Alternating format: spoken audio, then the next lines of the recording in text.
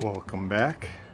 We're working on the Seaward again, and I have come to the conclusion that the heavy glasswork is done.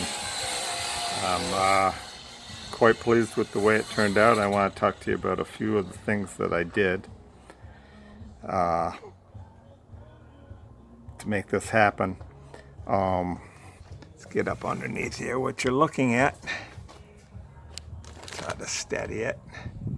This is the bow section.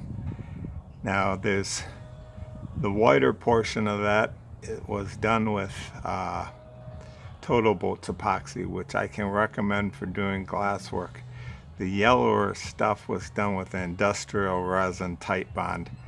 I ran out of the one and switched to the other. Fortunately, I just had to use the tight bond for the smaller pieces in the forward part of the keel and the back part of the keel and the forward part of the hull. The tight bond worked fine for the forward pieces, but it is much harder to penetrate the glass with. It takes a lot more work. Would not have worked well for the bigger pieces. That last piece was 20 inches wide by almost 9 feet long. So it was a big piece of glass that needed to be saturated, and you need resin that'll saturate easily. The whole job has been done with epoxy resins.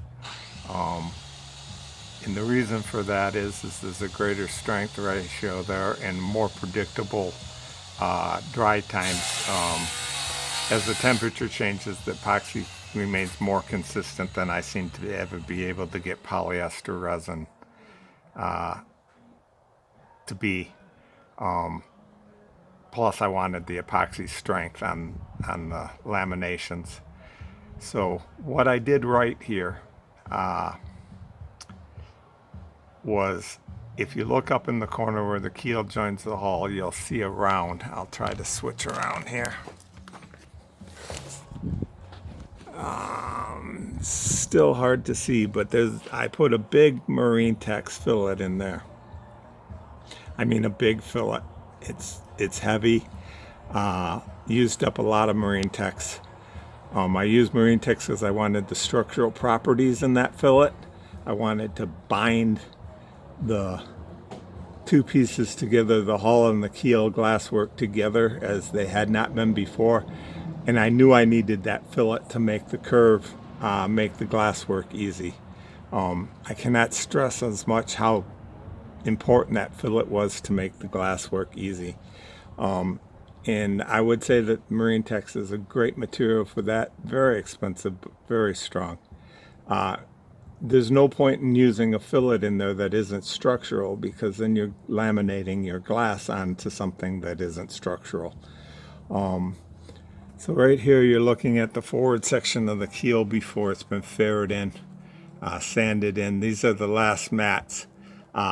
The back sections, there are 3 layers of 20 ounce, which gives me just about 1/4 of an inch of new glasswork on the keel. In the front section, you're looking at 5 because I overlaid them. So that's full 3/8, maybe 7/16 of new glass. Should be tremendously strong, layered in the front and the aft. The repairs go out 20 inches all around the keel. I did that deliberately. I did not find any damage to the actual hull of the sailboat on the outside when I ground off all of the gel coat, and I could actually see the glass. There was no structure cracks in the hull at all that I found, and they're pretty easy to spot. But I still wanted to beef this hull up. The goal in doing this was to have this boat be at least as strong as it was, and I always shoot for stronger. I want all the strength I can get in my hulls. The boat was tremendously strong to begin with to survive the damage that it did. I wanted it at least to be back to that strength, and I feel with the levels of glass that I've done back here, in the amount of glass work that I've done back here, that this hull is now probably 50% stronger than it ever was. But I'm 100% confident that it is as strong as it ever was, which it has to always be your goal when you're redoing a boat. Here's the new wing. The bottom is done with 2 layers of 20-ounce mat, and the top is 1 layer of 20-ounce mat around the poured keel, which is solid epoxy. The 2 errors that I made in this, and I don't know that they're necessarily errors. This wing is a little bit thicker than the other wing. I used the other wing on the other side of the boat as my template for building this wing, and I built this wing to be exactly the same size as the other wing. And then when I started glassing it, I realized that my glass work was adding up. So this wing is now thicker than the other wing by probably 3/8 or so because of the added glass.